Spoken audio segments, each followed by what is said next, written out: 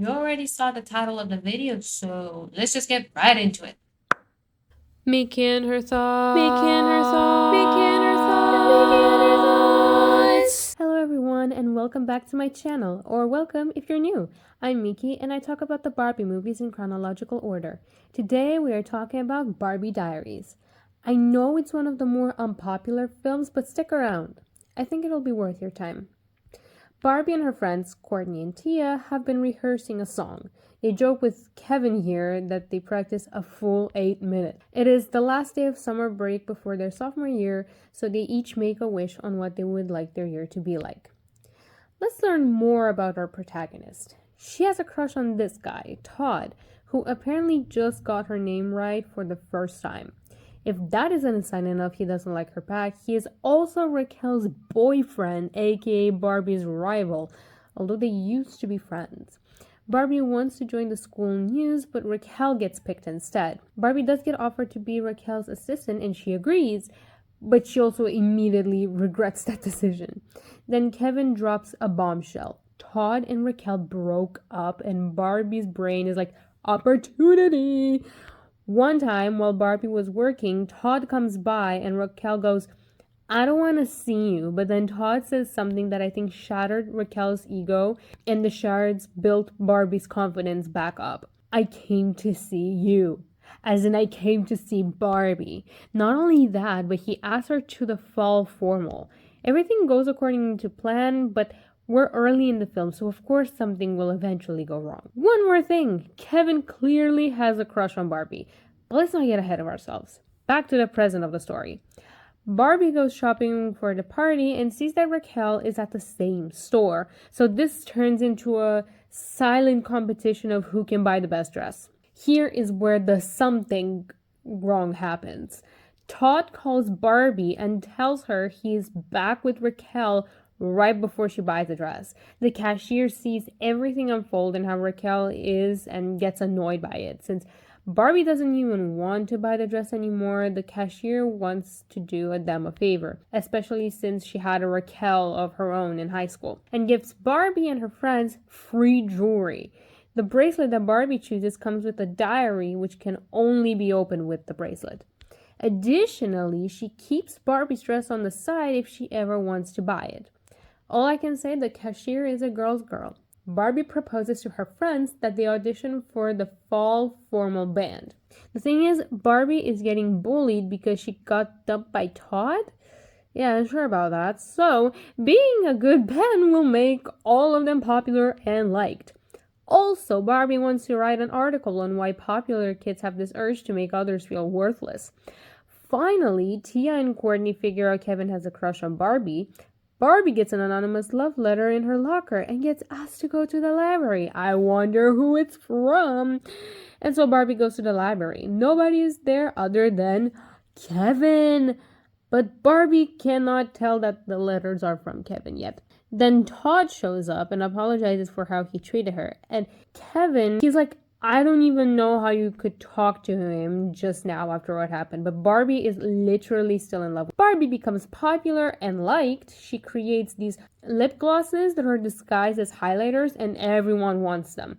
Also, she gets good info for her article out of Raquel's friends, and now they are Barbie's friends. Raquel still tries to make Barbie's life miserable, which was to be expected. And to ruin Barbie's streak of good events, she snitches on the highlighter lip glosses. The thing is that if you get caught with makeup during class, it gets confiscated. So Barbie and her friends get punished by cleaning the cafeteria. Still, good news, Barbie and her friends get picked as the band for the fall formal. Now, Barbie has this theory. Everything she's ever written in the new diary has come true. So Barbie goes back to the store to talk to the cashier about the diary, but she's not there. Not only that, but the cashier working now says nobody else works there. Okay, is this a horror film? Psychological thriller? This was all in her head situation? Barbie still needs info from Raquel's friends for her article, so she wants to give them good gossip so they slip and talk too much. She decides to tell them that Todd is sending her love letters while with Raquel. By the way, she does not think she is lying. She is fully convinced they are from Todd. After that gossip session, Raquel's friends become officially Barbie's friends. The problem is, Barbie is getting closer to her new friends than her old friends. She becomes a mean girl without realizing. Wait. Barbie's story is accepted by the executive. Yoo-hoo! But her new friends aren't so pleased with the footage she submitted since it makes them look bad and they call her a bad friend. That's rich coming from you. Raquel regains her friends and finds out about her magical lucky bracelet. As revenge, she steals it. I don't know if she believes in its magic or not, but it will definitely break Barbie, which is enough for Raquel. Now, here's where things get even messier. In a gossip talk Barbie recorded, she clearly mocks her real friends. This makes Tia and Courtney obviously and rightfully upset. While Barbie didn't mean to do that, the information would still be made public, so they will be humiliated. So now the girls have kicked her out of band. As a way to say sorry, Barbie decides not to show the story. Instead, she broadcasts some of Kevin's short films that he made during the summer, so now her friends forgive her. Barbie is still stressed about the bracelet, and Kevin makes one out of a guitar string for her. Kevin rented a limo for them to ride into the party.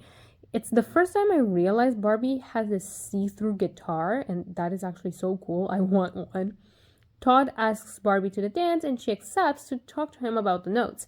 At long last, Barbie realizes it was Kevin all along. Could have told you that since the beginning of the film, but hey, better late than never, I guess. I have to be honest. I had to rewatch the film just for this video because I haven't seen it in over a decade. I wasn't very fond of it as a kid, however, I told myself to leave biases aside and watch this movie open-minded. To my surprise, I actually like it. Maybe it's not my favorite, but it's not bad either. This movie has multiple plot points it wants to cover. The first is Barbie's crush on Todd. It makes us wonder if they will end up together, and if so, how will that happen? Then it's Barbie's role on the school news program. Will she be able to take Raquel's place? Is that even an end goal? Finally, it's the diary. Is it really magic? What happened to the cashier? Why isn't she there anymore? That is never addressed. Oh, and one more. Kevin's crush on Barbie. How will it turn out? I think this movie is pretty realistic in its depiction of teenagers in high school. They want to be accepted. Their biggest worry is if their crush remembers their name. The dynamics are also realistic, and one thing I liked is that Tia and Courtney imposed proper boundaries. When they felt betrayed by Barbie, they told her and even distanced themselves from her. So if the plot is good, then why is this movie one of the lowest rated of the Barbie movies on IMDb? There are two answers. Number one, and the obvious, is the animation. I've mentioned before that Barbie movies with ballet use a technique called motion capture animation to replicate the movements of the choreography. In those cases, it works, but the issue with Barbie Diaries is that the whole movie uses this technique and we enter something called the uncanny valley. It's when something looks real, but it's off by a tiny bit, enough to make your brain feel weird. At times, it's not even the faces, it's the movements of the characters. You can literally see how the arms glitch every now and then. Also, characters almost blend in the background in a way. There's no depth to the object that makes it stand out from the background. I do have to say the animation on the hair, though, is sometimes so gorgeous. Even as a kid, I was mesmerized by Barbie's hair. Number two, the story is chaotic, especially at first. Overall, after watching everything, we can see Barbie Diaries as a pretty okay film. You may or may not like it, that's up to you. But they introduce so many plot points that are central to Barbie that we don't know what it is exactly they want us to focus on. At first you think, oh, it's Barbie wanting to get on the school news program. But no, she likes Todd, who is in a relationship with her enemy, Raquel. So maybe it will be a journey to get Todd? No, wait, they already got together. That can't be it. Maybe back to the news thing? Oh, and they broke up? And there's a magical diary? Is it magic? What happened to the cashier? You see what I mean? It's not bad to want to cover multiple plot points, but I feel like the movie is sometimes segmented too much and puts focus on them and them only in those sequences. So it almost feels Like, that's the central story, but then it changes again. Towards the end, it gets more cohesive, but this could be a turnoff for someone watching. Overall, Barbie Diaries' downfall, in my opinion, is generally due to the animation. Had it been better, I think the ratings would have been higher too. I do understand why they would want motion capture animation for this film, because Barbie Diaries takes place in the real world, as opposed to the previous films and even the ones released in the same year as Barbie Diaries. So, maybe to emphasize this, they wanted to have the characters be more realistic.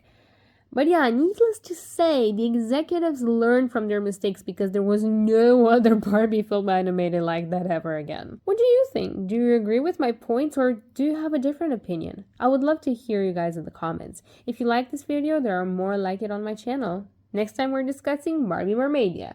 Until then, bye!